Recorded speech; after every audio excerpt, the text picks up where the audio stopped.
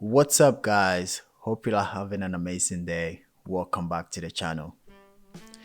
Why am I wearing the same outfit in maybe the last video or the last two videos? Because I've been wanting to make these videos, and sometimes when I'm motivated to do it, I want to do all of it in one sitting. So I just finished recording a video and I just thought, let us make another video, but this time it's more going to be of a rant. You've seen the title, and I'm not here to tell you how to be a photographer or what to do as a photographer, or if you are a new photographer, this is what you need to do, or watch this before you go out and take your photos. That is not the type of videos that I want to make, and I don't think I have the right to tell anyone how to take photos or what to do. However, I'm a human, and so sometimes when I see certain things, I have my own objection to it, and I have my own piece that I kind of want to say to it. And of course, when you hear these conversations on YouTube or Instagram, you cannot have the conversation direct to whoever it is that you're watching or listening to. So sometimes the best way is to respond to these kind of videos, on YouTube for anybody else that will be interested into what. I'm not going to bore you out. I might throw in some photos for you guys to not just be looking at my boring face and boring voice. As somebody who take photos and make videos about them and put it on YouTube, I do watch YouTube a lot. So watching YouTube, sometimes I have specific channels that I'm subscribed to that I will watch on the daily basis, and then sometimes too I just like to find new people, so I just let the YouTube algorithm suggest whatever video that I watch next. On this very day, there was a video that I stumbled upon, and in this video, this person was sharing their newfound hobby or newfound thing that they are doing with their photography, which is film photography, which it's not something new. Film has just become popular the last few years, and I feel like a lot of people jumped on that trend. Some people have created big channels with it. Personally, I also did the same, but I had just found film. I had just moved to the US. I started getting into photography, and I was introduced to film, and I was hooked because I'm coming from a pencil drawing background, and I figured that shooting film and working with film just kind of gave me that satisfaction that I get when I did pencil drawing, because it's hands-on, it's just very slow pace, and that is how my brain works. And so there is nothing wrong with shooting film. However, whilst they were talking about this subject, they did mention that if you are a new beginner and you're shooting photography, that when you shoot film and that when they shot film, they didn't have to edit their work. They didn't have to think about what they were photographing, because the camera and the film was doing that for them. And it just kind of raised a concern, because I feel like when you share information like that on the internet, it is kind of misleading. And again, there is nothing wrong with being a hobbyist and just buying a camera and going out there to take photos, but I do know some of us, and some people out there that wants to take this art craft very seriously. It could be misleading. And so if you buy a camera, and you go buy a film and you go out and you make the photo, the camera and the film is not telling you or giving you information on how to expose it, how to compose it, whatever subject you're photographing. If if it's a conceptual shoot, the concept and all that, the camera, the film is not giving you that. These are just tools we use in creating the images that we make. And so, one, I think telling people, getting a specific camera, or getting, a digital camera or a film camera is going to make their photos better. I disagree with that. If you are a new photographer, if you are getting into photography for the first time, I think to me personally, I think these are the most important things to kind of work on and make sure that you are learning these things to help you better your craft and enjoy the process as well. One, it don't matter what camera you shoot with, as long as you have whatever budget you have. As long as you are able to get, if you decide to go with digital, whatever budget you have, you can get a really nice setup.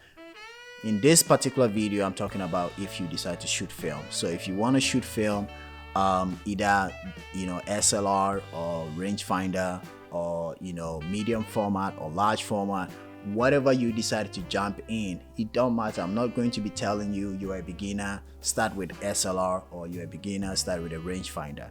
If you're a beginner and you still want to jump into 4x5, hey, go at it. I am that type of person that I will always jump into something and then figure out later. So whatever medium that your budget and your own taste and your own decision makes you pick that up, and then whatever cheapest film you could find, if it is black and white that you enjoy shooting, if it is color that you enjoy shooting, if it is the cheapest film out there that you want to buy, or if it's the most expensive film out there that you want to buy, that is totally up to your pocket and your bank. Now, after you've purchased that, then you have to put in the work. The fact that you're shooting film is not going to make your photos better, or the fact that you're shooting a certain camera is not going to make your photos better. You have to work on your exposure. I think, to me, the first thing to do as a beginner is to learn the exposure triangle and understand light, and understand how your camera and the film that you are using is exposed to light. And once you figure that out, once you have known how your camera works, whether or if there is a light meter inbuilt, or whether you have an external light meter, getting the right exposure is very, very important, because you want people to see what you are trying to use your image to tell. Now that you figure out the exposure, then you have to learn the composition. Composing your image is very, very important. I've talked about this in several videos, and to me, I feel like composition is just as important as anything else in photography, or as anything else in creating, even in music. Like, I'm not a musician, but sometimes I'm a music lover, and so sometimes I listen to some songs, and I just admire how the song is composed, the arrangements, the dynamics in the music. It's just like I pay attention to all of these, and it makes me appreciate the music even more. Same as movies, you can write a script. I'm a filmmaker myself, and sometimes you write a script, and then after you've shot it, when you go into post-production, you realize, okay, even though the movie was supposed to start from A and then B and then C to D, maybe if you bring D first and then you kind of flip things around, you compose the story to make it make sense to you and to make it make sense to the story that you're trying to tell. So all I'm trying to say is, film or shooting portrait or shooting Cinestill or shooting Kodak Gold, Ultramax, Tri-X, HP5, none of these films is going to make your photo better. It's only going to help you convey the emotion and the look that you want your photos to be. But as a beginner, like I said, the most important things to pay attention to after your bank have decided what gear you're going with is learning your exposure and learning your composition. Now, these two things are huge topics in photography, and there is a lot of people that have made videos on exposure and composition. So go out there, look on YouTube, the University of YouTube, the College of YouTube. You can learn a lot on this platform, and so go out there, learn about this exposure, these two things, exposure and then composition. And then once you figure these two out, to me the most important thing is, again, I'm speaking on if you want to take this art craft seriously. If you are just a hobbyist, it doesn't matter where your work end up. If you just want to post on Instagram, or if you want to get into YouTube and just show your work on YouTube and you don't do anything with it. But for some of us that want to take this art craft seriously, when we are making images, when we are making work, we are thinking about the final destination. So is it going to be in a book? Do you want to put it in a show? Do you want to sell prints? How do you want people to consume your work? And that is, to me, the last part. And maybe you might even have bigger ideas for your work than I am telling right now. Not to bash anybody's video on YouTube, of course, this person that I was watching obviously has way more subscribers than I do, and whatever they are saying and doing is working for them, and people are enjoying it. It's entertainment. People are enjoying it. However, I feel like sometimes these big platforms and people on YouTube can be a little bit misleading. And so if you are a new photographer, or if you are getting into film photography specifically, these are my suggestions. Is based on your pocket, your budget, your bank, go get whatever gear, go get whatever film, the cheapest, the most expensive, a Leica, a Minolta, a Canon. I almost said Nokia. Dang, Nokia, jeez. Anyway, go get whatever camera your money can afford, and pay attention to your exposure, pay attention to your composition.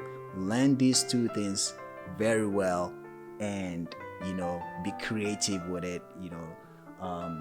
One thing I love about this art piece, this art that we're doing, is how much freedom we have to create whatever we want. And so let the gear and the film be just the tools you use. Tools come and go, and the work speak for itself.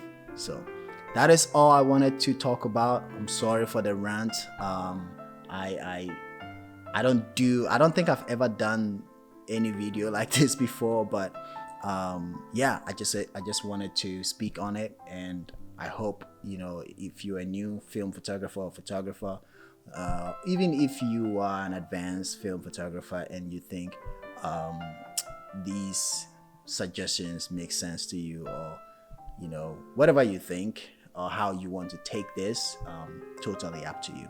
But let me know in the comments what you guys think. Let me know in the comments how you feel about these conversations, and let's continue the conversations in the comment below. Subscribe to the channel if you haven't. Like the video if you enjoyed it, and I'll see you guys in the next one. Bye bye.